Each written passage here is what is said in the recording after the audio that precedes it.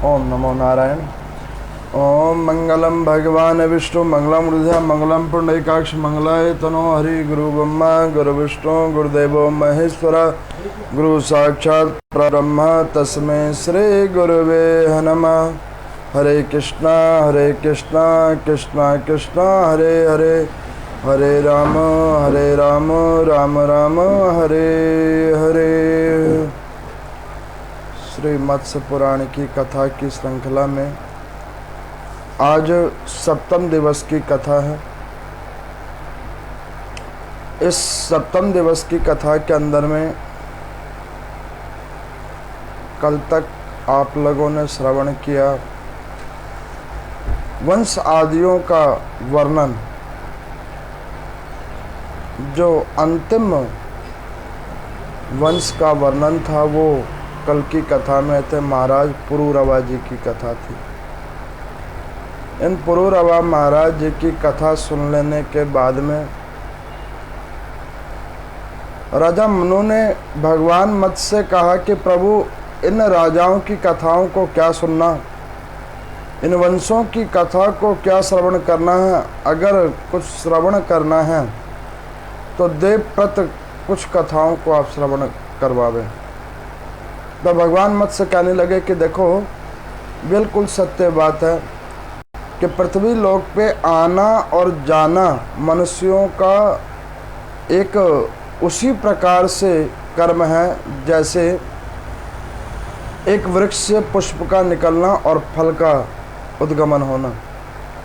उसी प्रकार से उन्होंने कहा कि देखो ये समय समय कल्पों पे ये वंशावलियों का कर्म तो चलता रहेगा, लेकिन हम आपको उन तत्वों को बताते हैं जो देवव्रत हो। तो यहाँ पर राजा मनु को भगवान शंकर के बारे में व्याख्यान कर रहे हैं। उन्होंने बतलाया कि त्रिदेव में एक देव भगवान शंकर हैं और उनकी दयालुता की कई वर्णन करने के बाद उनकी एक कथा सुना रहे हैं जो आगामी 10-12 अध्यायों के अंदर में कथा है। उस कथा को अभी हम लोग पहले मूल रूप में पढ़ेंगे, मूल पाठ उसका करेंगे। उसके बाद में मूल पाठ होने के बाद में उसका व्याख्यान। ऋषियों ने पूछा कि सबको मान देने वाले ऐसे भगवान महेश्वर जिन्होंने त्रिपुरारी के शत्रु के कारण हो गए थे, ऐसे देवाधिदेव कैसे दग्ध हुए थे। हम सब लोग परम सम्मान से बारंबार पूछते हैं। मैं दानव की माया द्वारा विनम्रित उस त्रिपुर दुर्ग को भगवान शंकर ने एक बाण से जिस प्रकार जला दिया था, हम लोग उस प्रसंग को भी विस्तार पूर्वक सुनना चाहते हैं। सूर्य जी कहते हैं कि ऋषि भगवान शंकर ने जिस प्रकार त्रिपुर को विदर्ण किया था, अब उसको सुनिए। मैं नाम का एक महान मायावी असुर था जो विभिन्न प्रकार की मायाओं का उत्पादक था। उसने तपस्या करके दैत्यों का अनुग्रहवश उसके कार्य के उद्देश्य से उग्र तपस्या में जुटा। उनमें एक महाबली विद्यमाली और दूसरा महापराक्रमी तारक था। ये दोनों मय के तेज से आकृष्ट होकर उसके पार्श्व भाग में बैठकर तपस्या कर रहे थे। उस समय तपस्या में उद्घोषित होकर वो तीनों ऐसे प्रतीत हो रहे थे मानो लौकिक रूप में मूर्तिमान तीनों की अग्रियां हों। फिर उन्होंने मैदान में कई कल्पों तक वर्षा ऋतु के अंदर में भी एक पैर के ऊपर खड़े होकर किया। बहुत समय तक तपस्या किया। तपस्या करते करते उनके शरीर का मांस भी गलने लग गया। उदासी उनके अंदर में जब छाने लगी तो बहुत सारे कल्पों के बाद में उन दानव रूपी की अग्रियों से त्रिलोकी को जलते हुए जगत बंधु पितामह ब्रह्मा जी उनके समक्ष प्रकट हुए। तब वे दैत्य अपने पितामह को सहसा उपस्थित देखकर उनसे कहने लगे कि प्रभु, अगर आप हमारी तपस्या से प्रसन्न हैं तो आप हमें कोई वर दें। इसे को सुनकर उत्सुक पितामह कहते हैं कि ठीक है, तुम मुझसे जो भी अभिष्ट व्रत चाहते हो वो अभिष्ट व्रत को बतलाओ। तब उन्होंने कहा कि देव, प्राचीन काल में घटित तारक में संग्राम में देवताओं ने दैत्यों से पराजित कर दिया था। उन्होंने अस्त्रों के प्रहार से मौत के घाट उतार दिया था, कुछ को तो बुरी तरह घायल कर दिया था। उस समय देवताओं के साथ वैर बन जाने के कारण हम लोग भय से कांपित चारों दिशाओं में भागते रहे, परंतु हमारा शरणार्थ देने वाला कोई नहीं हुआ। सो पितामह, आप हमारी तपस्या के प्रभाव से भक्ति के बल पर हम एक दुर्ग का निर्माण करना चाहते हैं। तो हे सुकृति पुरुषों में श्रेष्ठ पितामह, मेरे द्वारा निर्मित उस पूर्व में पृथ्वी, जल और अग्नि से निर्मित तथा सुरक्षित दुर्गों को मुनियों के प्रभाव से दिए गए शापों और देवताओं के अस्त्रों और देवों का प्रवेश ना हो सके, ऐसा आप पुर बनाइए। तब असुरों के विश्वकर्मा महाशिल्पी मैं द्वारा कहे जाने वाले ने कहा कि ठीक है, ये दुर्ग तुम बना लो, लेकिन एक समय कल्प के ऊपर में ये दुर्ग की रचना तो करो, लेकिन अगर तुम्हारा पाप कर्म ऐसे ही आकाश मंडल में बढ़ता रहेगा तो तुम्हारे को गुण रस तेज से जो अपने आप को विमुख रखने वाले देवता हैं, उस देवता के पुत्र की संतान से तुम्हारे को तुम्हारा विनाश होगा और तुम लोगों की आयु संपन्न होगी।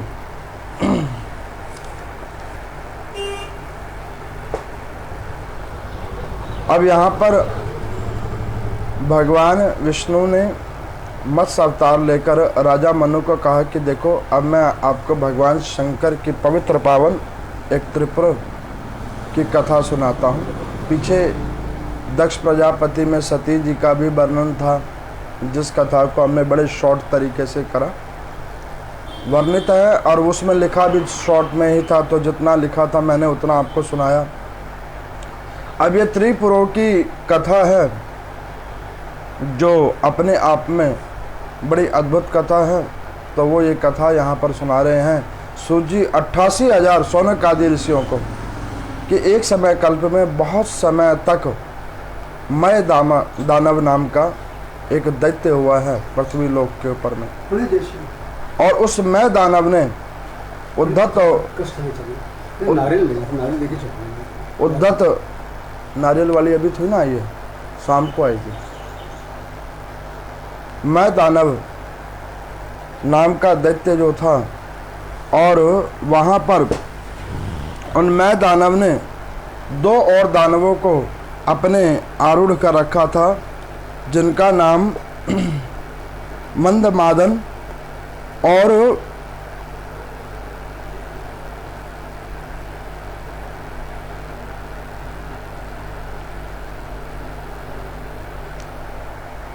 दानग्रीव करके नाम था उनका। ये तीनों असुरों के अंदर में असुर की प्रबल प्रवृत्तियां थी। जब उनका सारा राजकोष राजपाट खत्म हो गया, तब उन लोगों ने क्या किया कि अपने राज्य को, साम्राज्य को बचाने के लिए और असुर जाति का पुनर्निर्माण करने के लिए उन्होंने क्या किया कि ब्रह्मा जी की तपस्या करनी प्रारंभ की। शुक्राचार्य जी को गुरु बनाया और गुरु की आज्ञा प्राप्त करके उन्होंने ब्रह्मा जी की तपस्या की। तो सूत जी कहते हैं यहाँ पर कि ऋषियों देखो, जो कार्य व्यक्ति गुरुजनों से पूछ के करता है तो उस कार्य में उसको सफलता अवश्य मिलती है, लेकिन जो कार्य व्यक्ति गुरु से पूछकर भी किसी की अहित करने के लिए करता है तो वो कार्य सिद्ध होने के बाद भी पुण्य फल नहीं देते। जिसका जीवंत उदाहरण ये लोग हैं। अब इन्होंने कई वर्षों तक ब्रह्मा जी की तपस्या की। ब्रह्म देवता प्रयास करते रहे कि इनको तपस्या करते करते छोड़ दे और इनको वरदान देने ना जाना पड़े। बहुत समय कल्पों तक ब्रह्म देवता ने इंतज़ार किया। आपको हम बताएं, त्रिदेवों में सबसे ज़्यादा समझदार देव हैं ब्रह्मदेव। इतने समझदार हैं कि वो जो कहते हैं तो वो एक वार्ता के दो मतलब करके बोलते हैं, ताकि बंदा इधर ना फंसे तो उधर तो फंस ही जाए। कई लोग ऐसी बातें करते हैं तर्कवान तरीके से कि एक बात में कई बातें कह देते हैं। ऐसे लोगों से बचकर रहना चाहिए, क्योंकि कहते कुछ है और हो कुछ और जाता है। ऐसे ही ब्रह्म देवता है। ब्रह्म देवता समझ गए कि ये मुझसे अमर तत्व का वरदान चाहते हैं, और अगर मैंने इन्हें अमर तत्व का वरदान दे दिया तो ये इंद्रादिक आदि देवी देवताओं को अपने बंधन में डाल लेगा। तो उन्होंने कहा कि ठीक है, इसको वरदान तो देंगे, अब इसने तपस्या की है, साधना की है, फल तो इसे मिलेगा, लेकिन फल वो ऐसा ही देंगे जो वरदान उसको कुछ ही कल्पों तक सूट करेगा। जैसे कई बार कई लोग क्या करते हैं, उपायों को करवाने के लिए जाते हैं, जादू टोटकों का उपाय कहाँ कहाँ जाकर करते हैं, करवाते हैं। क्षणिक समय के लिए, बिल्कुल शॉर्ट से शॉर्ट टाइम पीरियड के लिए वो प्रभाव दिखाता है। व्यक्ति प्रसन्न हो जाता है कि ये प्रभाव से ये कार्य बड़ा सिद्ध हो रहा है, लेकिन उसको ये नहीं पता होता है कि ये प्रभाव बिल्कुल क्षणिक है। ये प्रभाव कोई लॉन्ग लाइफ वाला नहीं है। अगर कोई लॉन्ग प्रभाव है तो वो है केवल हरि नाम संकीर्तन, ओम नमो नारायण का जाप, जिसको करने से निरंतर सारे कार्य सिद्ध होते हैं। अब उन तीनों दानवों ने मिलकर ब्रह्म देवता के जब आए वहाँ पर, तो उनको निवेदन किया कि प्रभु आप हमें एक वरदान दीजिए। तो ब्रह्मा जी ने पहले ही कहा कि बेटा देखो, अमर होने का वरदान तो नहीं देंगे। अगर तुमने अमर होने का वरदान मांगने के लिए अगर मेरा आवाहन किया है तो ये ध्यान करके रखना कि अमर नहीं होगे, बाकी और सब कुछ तुम्हें मिलेगा। भौतिक वस्तुएं तुम्हें सारी हम दे देंगे, अमर तुम्हें नहीं करेंगे। यहाँ पर सूत जी से सौनकादिक 88,000 ऋषियों ने पूछा कि प्रभु ब्रह्मा जी वाकई बड़े समझदार हैं, खिलौने तो सारे दे देंगे, खेलो, लेकिन उन खिलौनों के अंदर में जीवंत तुम्हें नहीं होने देंगे। सच्चाई क्या है कि पृथ्वी पे हम लोगों को भोगने के लिए परिवार, कुल, बांधव, गाड़ी, बंगले, दुख सब पितामह देते हैं कर्मानुसार, लेकिन टिके नहीं रहने देते क्योंकि उनका रूल है कि भाई ये सब चीज़ तो तुम हमसे ले लो। कोई व्रत करके, कोई साधन करके, कोई उपाय टोटकों को करके ये क्षणिक सुखों को प्राप्त कर लो, लेकिन अगर तुम्हें परम सुख की प्राप्ति करनी है तो फिर तो हरि नाम संकीर्तन करना पड़ेगा, जिसको करने के बाद में ये भौतिक वस्तुएं मिले चाहे ना मिले, परम पद जरूर मिलेगा, परम आनंद आपको अवश्य मिलेगा। तो यहाँ पर में उन्होंने कहा कि पितामह आप अमर नहीं करोगे, ये तो हमें पता है, क्योंकि आपने सदा सर्वदा देवताओं के संरक्षण में बात की, दैत्यों का आपने सम्मान नहीं किया। तब पितामह कहने लगे कि देखो, कभी तुमने सही काम भी तो नहीं किया। तुम लोग जब आते हो तब लोगों को दुखी करना शुरू कर देते हो, अत्याचार करना प्रारंभ कर देते हो। कल मैंने टीवी पे देखा, हमारे ही देश में, इस हिंदू राष्ट्र के अंदर में भगवान शंकर का मंदिर तोड़ा गया। कुछ मूर्ख व्यक्तियों ने भगवान शंकर के मंदिर को तोड़ा। उन मूर्ख व्यक्तियों को ये समझ नहीं आया कि भगवान शंकर का मंदिर तोड़ने का मतलब वो जानते हैं क्या होगा। भगवान शंकर के मंदिर का तोड़ने का श्राप वो नहीं जानते वो ये नहीं जानते कि भगवान शंकर जब तक शांत हैं तब तक शांत हैं। भगवान श्री हरि वो प्रलय जब तक नहीं आती तब तक वो अपना विराट रूप नहीं दिखाते। ब्रह्मा जी जब तक कल्प पूर्ण नहीं होता तब तक वो सृजन को समाप्त नहीं करते। लेकिन भगवान शंकर इनसे अलग हैं। देख रहे हैं तो बहुत वर्षों तक चुपचाप देख रहे हैं। और अगर कहीं पे भी निंदनीय कार्य हो रहा है और वहाँ पर उसका भार अगर अग्रसर रूप में बढ़ता जाएगा तो वही भोलेनाथ है कि तीसरा नेत्र खोलने में भी उनको समय नहीं लगता। चला दीजिए, कोई बात नहीं। हाँ ठीक। उनको फिर उस तीसरे नेत्र को खोलने में भी ज़्यादा समय नहीं लगता।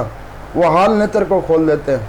और उस नेत्र के खुलने के साथ ही जिन जिन लोगों ने ऐसे उस देव स्थल को तोड़ा है, मेरे को बड़ी आश्चर्य की वार्ता लगी कि वहाँ पर दिल्ली के मुद्दे के लिए इतनी बड़ी बात हो गई, वहाँ मंदिर ही तोड़ दिया गया।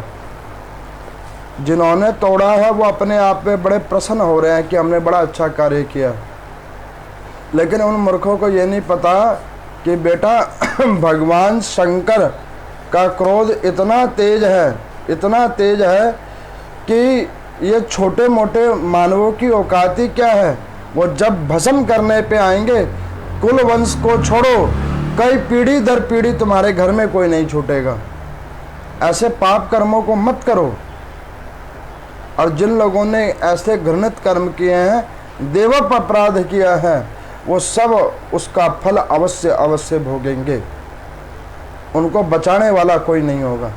मैं आपको बता रहा हूँ, ये पूर्ण सत्य है। जहाँ जहाँ भगवान शंकर की निंदा होती हो, भगवान श्री हरि की निंदा होती हो, सनातन धर्म की निंदा होती हो, उस क्षेत्र में ना तो विकास होता है, उस कुल में ना तो वृद्धि होती है और ना ही उस समाज में शांति होती है। वहाँ पर केवल और केवल प्रलय और रूप में अग्नि बहती है। आप देख रहे हो ना अफगानिस्तान का क्या हो गया। वहाँ पर भी भगवान शंकर के कई मंदिरों को तोड़ा गया। अब उस पाप की अग्नि में खुद ही लोग जल भून रहे हैं, किसी दूसरे की जरूरत नहीं, खुद ही आपस में जल भून रहे हैं। तो जो ये निंदनीय कार्य कर रहे हैं उनको अभी जो भय नहीं लग रहा है, मैं आपको कह रहा हूँ उन्हें बहुत बुरी तरीके से भोगना पड़ेगा।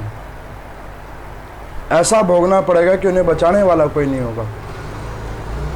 तो ब्रह्मा जी के पास में जब उन्होंने कहा कि प्रभु आपने सदैव देवताओं का पक्ष रखा, दानवों को आपने कुछ दिया ही नहीं, तो ब्रह्म देवता ने कहा कि बेटा देखो, वो सर्वोचित भाव से कार्य करते हैं, सद कल्याण की कामना करते हैं, इसीलिए हम उनके पक्ष में खड़े होते हैं। और तुम लोग केवल और केवल अपनी कामना रखते हो, स्वार्थ सिद्धि का कार्य करते हो, दूसरों को दुखी करते हो, तो इसलिए तुम्हारा पक्ष नहीं रखते। तो उन्होंने कहा कि पितामह ये बड़ी अच्छी बात है, आप हमें अमर नहीं करेंगे, लेकिन अब आप आए हैं तो एक वरदान तो देंगे। उन्होंने कहा वरदान देने के लिए ही तो आए हैं। तो उन्होंने कहा कि प्रभु अगर आप हमें वरदान देना चाहते हैं तो एक वरदान दीजिए कि हम 3 पुर बनाना चाहते हैं, 3 पुर बनाना चाहते हैं। इन 3 पुरों के अंदर में कोई देवता ना आ सके, इन 3 पुरों के अंदर में कोई अन्य जाति के लोग ना आ पाए, इन 3 पुरों के अंदर में ना कोई स्त्री आ सके, ना कोई पुरुष आ सके, ना कोई साधु आ सके, ना कोई ऋषि आ सके, ना कोई मानव आ पावे, ना और किसी प्रकार की किसी अन्य जीव जंतु की इसमें प्रविष्टि हो। और जब तक हम उन पुरों के अंदर में रहें तब तक हमारी मृत्यु ना हो। ब्रह्म देवता ने कहा कि बेटा ये और तो तुम्हारी सारी बात ठीक है, लास्ट वाली बात जो कह रहे हो कि तुम्हारी मृत्यु ना हो, ये थोड़ी असत्य लग रही है। मृत्यु तो होगी, मृत्यु से तुम्हें कोई नहीं रोक सकता। बड़ी अद्भुत बात है। मैं पीछे एक टीवी पे देख रहा था, एक व्यक्ति डॉक्टर के पास में गया, सारी बॉडी का टेस्ट अप कराया, रिपोर्ट्स लेने के लिए वो वहीं पे बैठा। ईसीजी करवाया, हार्ट बीट्स अच्छे हैं, ब्लड के अंदर में जो जो होने चाहिए सब कुछ ठीक है। ए टू जेड सारे ऑर्गन्स भी प्रॉपर वे में वर्क कर रहे हैं। डॉक्टर साहब ने कहा कि आप बिल्कुल फिट हैं, टोटली फिट, बस आप यहाँ पे बैठो और आपकी रिपोर्ट आ रही है। वो बैठा और पानी पीने लगा। जो ही पानी पी के बोतल नीचे रखा, उसके शरीर में कंपन हुई और वो वहीं पे मर गया। जब तक मैं डॉक्टर वो रिपोर्ट लेके आया तो व्यक्ति वहाँ पे मृतक है। सब लोगों ने आश्चर्य किया कि जो व्यक्ति 100% फिजिकली फिट है वो एकदम से कैसे मर सकता है। तो उस वीडियो को देखने के बाद मैंने ये समझ लिया कि जब परमात्मा के घर से आदेश हो जाएगा तो आप कितने भी फिट क्यों ना हो, आपको तो जाना ही पड़ेगा। ये भौतिक शरीर को छोड़ के जाना ही पड़ेगा। और जब तक आदेश नहीं हुआ है तो 2 महीने क्या 6 महीने तक भी वेंटिलेटर पे रहोगे तो भी वापस घर आ ही जाओगे, क्योंकि आपकी अभी आयु बची हुई है, कर्म भोगना है। ब्रह्म देवता ने कहा कि बेटा देखो और तो सब ठीक है, लेकिन तुम्हारे को जो अंतिम वार्ता कही है वो सक्षम नहीं होगी, मृत्यु तो तुम्हारी होगी। ब्रह्मा दानव को जब ये कहा तो उन्होंने कहा कि देखो मृत्यु जब हमारी होगी तब आप एक काम कीजिए, जब तक उस पुरों में रहे तब तक तो मृत्यु ना हो। उन्होंने कहा हाँ ये हम कर देंगे, जब तक तुम उन पुरों के अंदर में रहोगे तब तक तुम्हारी मृत्यु नहीं होगी। तो जब ये हुआ तो वहाँ पर जो दूसरा दानव था उसने मैं दानव को कहा कि ये ब्रह्मा जी तो बड़े चालाक हैं, वरदान देना भी नहीं चाहते हैं और कह रहे हैं कि वरदान भी देना है। तो भैया तुमने तो मांग लिया कुछ, हवा हम भी मांग लें, क्योंकि तपस्या तो तीनों ने की है। तो दूसरे दानव ने कहा कि पितामह एक कार्य और आप करेंगे। तो उन्होंने कहा कि क्या कार्य करना है।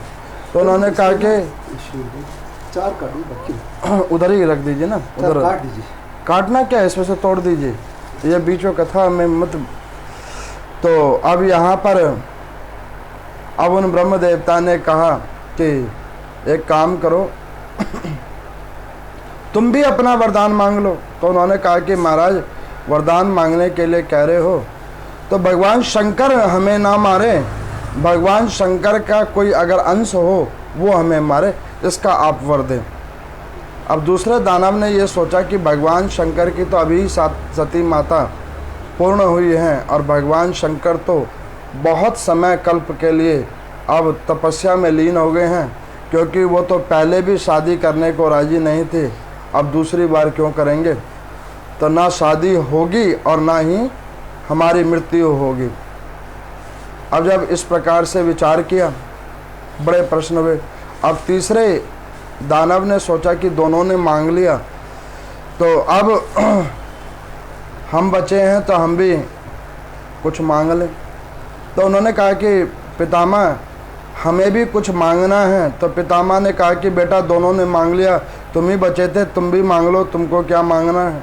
उन्होंने कहा कि पितामह आपने जैसा कि मैंने सुना आप हमें अमर नहीं करेंगे, लेकिन जब अमर नहीं करेंगे तो एक चीज़ का हमें वर दे दो कि हम तीनों में से मरे भी तो एक साथ ही मरें और इन तीनों पुरों का मार्ग ही एक हो, एक ही मार्ग उसके अंदर में हो, ताकि तीनों पुरों के अंदर से हम तीनों केवल एक जगह पे आ जा सकें और मरे तो एक साथ ही मरें और नहीं तो जीवित रहें भी तो भी एक साथ ही जीवित रहें। ब्रह्मा जी ने कहा कि हाँ ये तो पॉसिबल है, ये हो सकता है।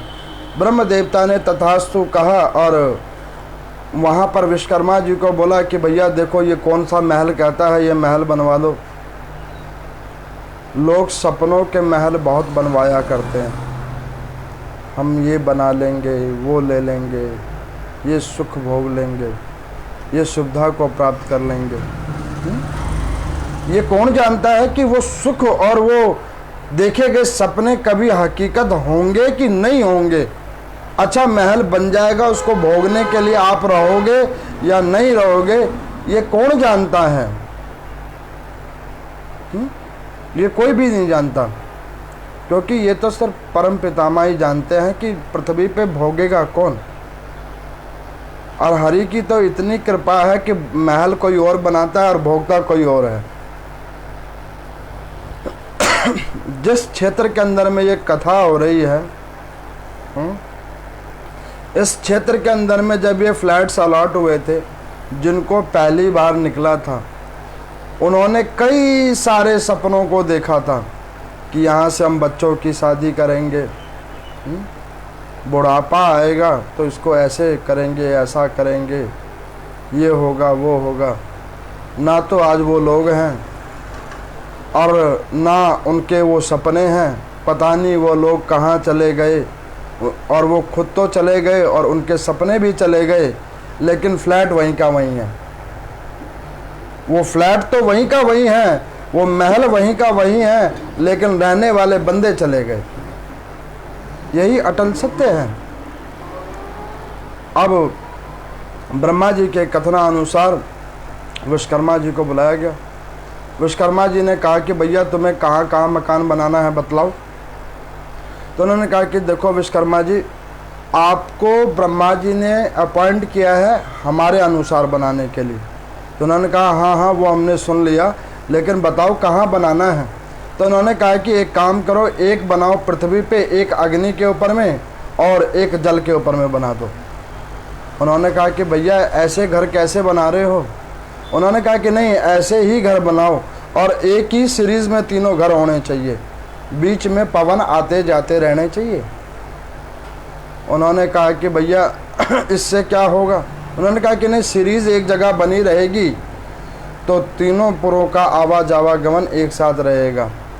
कई बार कई लोग घर में 2 मेंबर हैं, घर कितने गज का है, 500 गज का, 2 मेंबर हैं, घर है 500 गज का, बाकी में कौन रह रहा है। तो बाकी में वही जीवात्माएं रह रही हैं जिनका आपकी उपलब्धि के द्वारा ज़रूरत पड़ा हुआ है। मच्छर, मक्खी, छिपकली, उनके लिए भी तो कोई बनाने वाला होगा, तो आप बना के दे रहे हैं। उस 500 गज को बनाने के लिए 2 व्यक्ति ने कितना परिश्रम कर लिया, और उस 500 गज में भी वो लॉन्ग लाइफ नहीं रहेंगे। एक समय कल्प के बाद में वो 500 गज से उन्हें बाहर निकाल दिया जाएगा, और फिर पता नहीं कोई और ही मालिक वहाँ पे आकर रहना शुरू कर देगा। इस लेके कई साधु संत तो कहते हैं कि जोड़ो उतना ही जितना ज़रूरत हो, जोड़ो उतना ही जितना ज़रूरत हो, और समय दो अधिकांश परमात्मा को।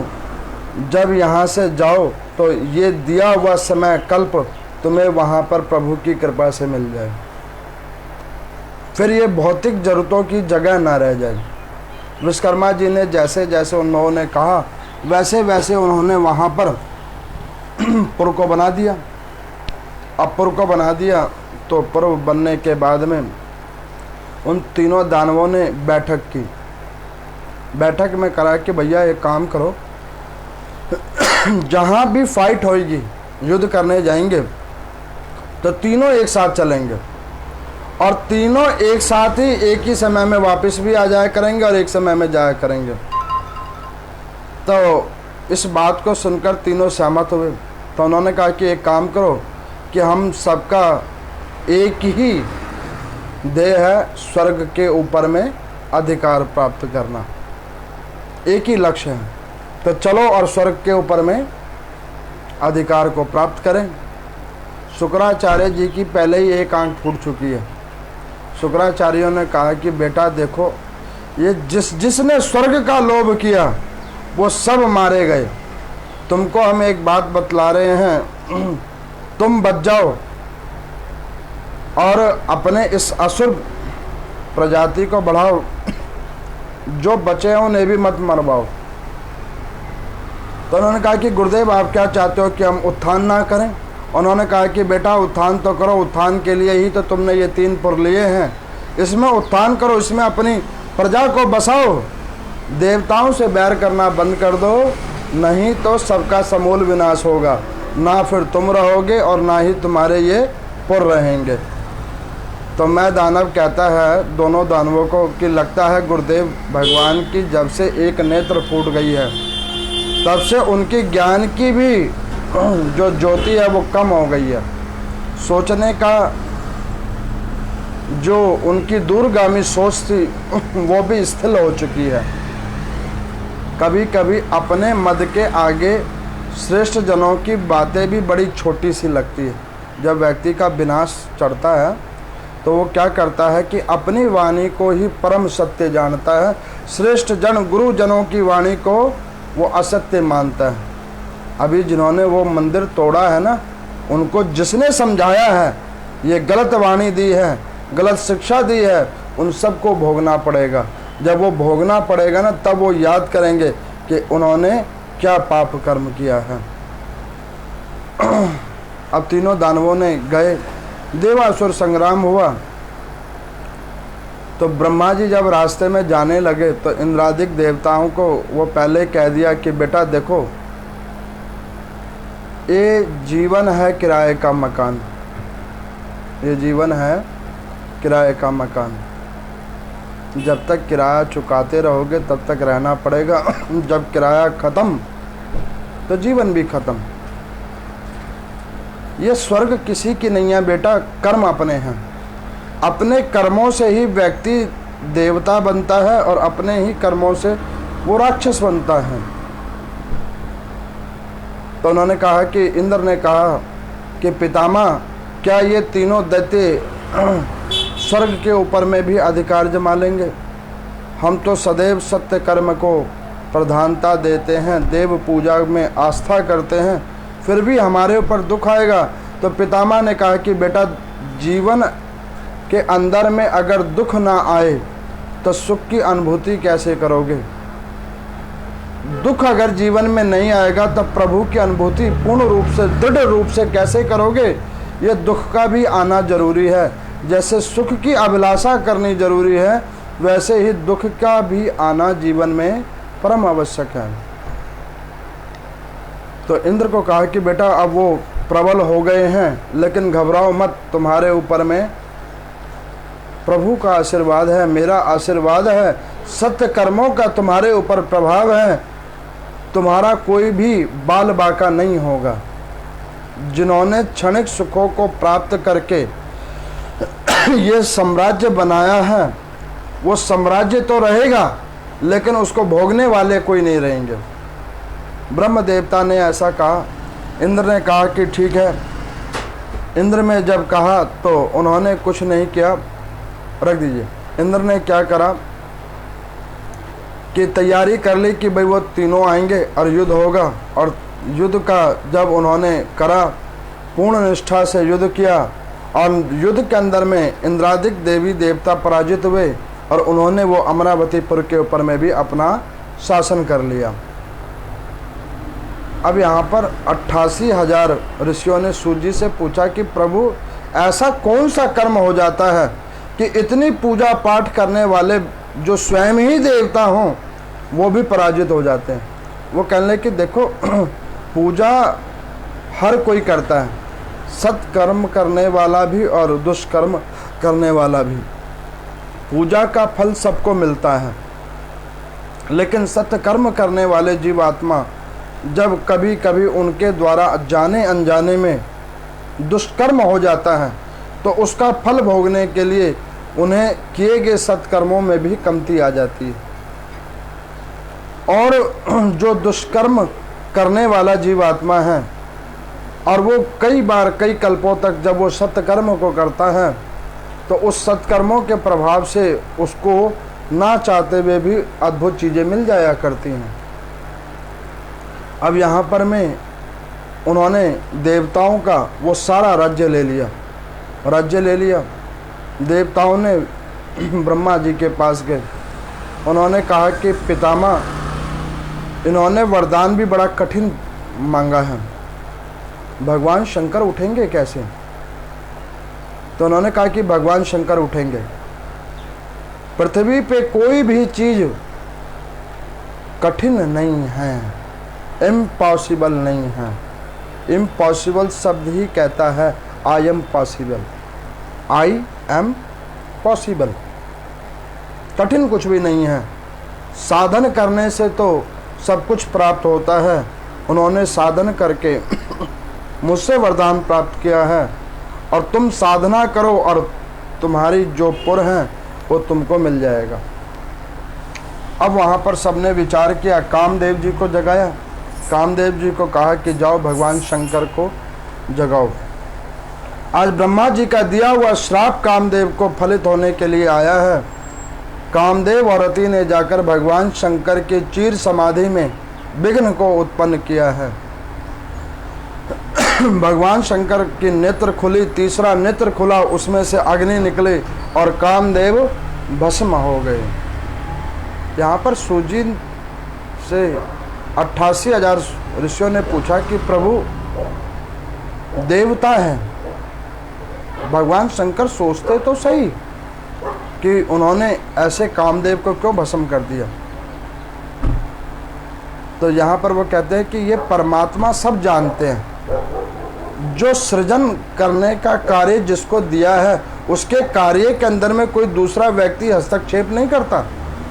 ब्रह्मा जी ने श्राप दिया हुआ है कामदेव को, तो वो भी तो फलित होना था, और वो फलित होने का समय आया है। कामदेव को भगवान शंकर ने अपने तीसरे नेत्र की अग्नि से भस्म कर दिया है। ऐसा भस्म किया कि वहाँ पे केवल अवशेष पड़े हैं, राख ही राख चारों ओर पड़ा है और कुछ बचा नहीं है। भगवान शंकर की क्रोधा अग्नि में जब वो भस्म हो गया तो ब्रह्म देवता वहाँ पे तत्क्षण प्रकट हुए। उन्होंने कहा कि महात्मन, ये आपका क्रोध तो होना ही था, क्योंकि इसने गलत कार्य किया था, उसका श्राप मैंने दिया था, वो फलित होने का आज समय आया है। लेकिन इसकी ये विधवा पत्नी है रति, इसका तो कोई दोष नहीं, इसको भी मैंने वरदान दिया है कि तू पुत्री सदा सौभाग्यवती रहेगी। ये वरदान को भी फलित अगर करोगे तो आप ही कर सकते हो और कोई नहीं कर सकता। भगवान शंकर बड़े प्रश्न हुए। उन्होंने कहा कि देखो, वर भी मांग लिया है बीच ही में, सौभाग्यवती का वरदान दिया हुआ है। रति रोती हुई गई, भगवान शंकर के चरणों में जाकर अपना सर रखा। नेत्रों की अश्रुधारा भगवान शंकर के चरण के ऊपर जब पड़े तो भगवान शंकर ने कहा कि अरे पुत्री, दुखी मत हो, दुखी मत हो, तेरा सौभाग्य सदा ही तेरे साथ रहेगा। अभी इसका भौतिक शरीर खत्म हो गया है, नाशवान शरीर खत्म हो गया है, लेकिन इसका आध्यात्मिक शरीर अभी भी जीवित है और कई कल्पों के बाद में ये पुनः तेरे को मिल जाएगा। तो घबरा मत पुत्री, दिया हुआ आशीर्वाद कभी भी निष्फलित नहीं होता। किसी गुरुजनों का आशीर्वाद, देव का आशीर्वाद, माता पिता का दिया गया शुभ आशीर्वाद कभी भी निष्फलित नहीं होता, अगर जो व्यक्ति उसमें विश्वास करे। रति गई, भगवान शंकर के आगे उन देवी देवताओं ने अपनी गुहार लगाई, प्रभु शादी कर लो। भगवान शंकर ने कहा कि शादी वो बंधन है जिस बंधन के अंदर में जीव आत्मा पड़ के दो मार्गों पे जाता है, एक उच्च स्थान, दूसरा स्तर से नीचे। उच्च स्थान वो जाता है जहाँ पर व्यक्ति गृहस्थी के सारे कर्म तो करता है लेकिन उसमें ध्येय भगवान को देता है, और नीच स्थान में वो व्यक्ति जाता है कि जो परिवार को ही सत्य मान लेता है और परमात्मा में विशक्ति कर लेता है। अब इस प्रकार से भगवान शंकर से जब बार बार विनय किया तो ब्रह्म देवता ने कहा कि राजा हिमाचल के यहाँ पर में माता उमा ने जन्म लिया है और वो तो कई जन्मों से आपकी ही पटरानी है, तो उनसे आपका वर्ण होना चाहिए। भगवान शंकर ने कहा कि देखो, वैसे भी हमारा ससुरों से बात बनती नहीं है, जब जब ऐसा कुछ होता है तो कुछ ना कुछ गड़बड़ हो जाती है, तो इसमें हम कहीं नहीं जाएंगे, आपको जो करना है वो कर लो। इसकी मैंने बड़े विस्तृत रूप में कथा सुनाई हुई है, कई जगहों पे सुनाई हुई है। उस वीडियोस को आप देख सकते हैं, शिव पार्वती विवाह के नाम से मैंने सुनाया हुआ है। वो उस वीडियो को आप देखें, इस शिव पार्वती महोत्सव को समझें। भगवान शंकर का पानी ग्रहण संस्कार हुआ है। उसके बाद में कार्तिकेय जी भगवान शंकर के तेज से उत्पन्न हुए हैं। इसकी भी मैंने कथा बड़ी डीप तरीके से 2 दिवस के अंदर में सुनाई है। और वो कार्तिकेय जी उत्पन्न हुए हैं। कार्तिकेय जी उत्पन्न हुए हैं, मुरुगन स्वामी बन गए हैं और मुरुगन स्वामी बनकर मोर के ऊपर बैठकर वो आए हैं और उन्होंने एक स्वर में तीनों को ललकारा है एक साथ। जैसे ही वो तीनों बाहर निकल के आए हैं, भगवान शंकर ने अपने एक बाण जिसका नाम है पाशुपात, उस पाशुपात बाण से उन तीनों पुरों को एक साथ ही खंडित कर दिया है। जब वो तीनों पुरों का एक साथ खंडन हो गया है तो उनके अंदर में अब भय उत्पन्न हुआ है कि अब हमारा बचना असंभव है, क्योंकि ब्रह्मा की दी हुई वरदान अब यहाँ पर समापन हो गया है। क्योंकि ब्रह्म देवता ने यही तो वरदान दिया था कि उस पुर के अंदर में कोई प्रवेश नहीं करेगा, लेकिन ब्रह्मा जी ने ये थोड़ी ना कहा था कि उस पुर को कोई तोड़ नहीं पाएगा, उस पुर को कोई तोड़ नहीं पाएगा। इन्होंने बनाया तो अपनी बुद्धि से था कि 3 एक साथ बना देंगे तो टूटेगा तो एक टूटेगा या दूसरा टूट जाएगा, एक तो फिर भी बच जाएगा। लेकिन उन्हें ये नहीं पता था कि वो चीज़ें भी टूट जाया करती हैं जिसके ऊपर दृढ़ विश्वास होता है, और वो चीज़ें भी बच जाया करती हैं जिस पे कोई आस ना होता है। ये तो परमात्मा जानता है किसके साथ क्या होगा। कार्तिकेय जी ने तारकासुर का वध किया, उन तारकमय दानवों आदियों का वध कर दिया जो वहाँ उसके अंदर में उत्पतित थे। त्रिपुरों का खंडन हुआ है यहाँ पर, और उन त्रिपुरों का खंडन होने के बाद में यहाँ पर सनातन धर्म की जय हुई है। धर्म का जय हुआ है, अधर्म का पराजय हुआ है, और प्राणियों के अंदर में परमात्मा ने सद्भावना दी है। उस पूरे समाज, पूरे विश्व का प्रभु ने कल्याण किया है। तो इस प्रकार से सूर्य कहते हैं कि ये त्रिपुरों की कथा है, जो इस मत्स्य पुराण के अंदर में 8-9 अध्यायों के अंदर में ये कथा है, जो ये दर्शाती है कि जो लोग ये सत्य जानते हैं कि पृथ्वी के ऊपर में जो भी कुछ है वो सब नाशवान है, और पृथ्वी पे अगर कुछ सत्य है तो वो परमात्मा का नाम संकीर्तन ही सत्य है। जो इन तथ्यों को सत्य मानता है उसे के ऊपर में हरि भगवान की कृपा होती है।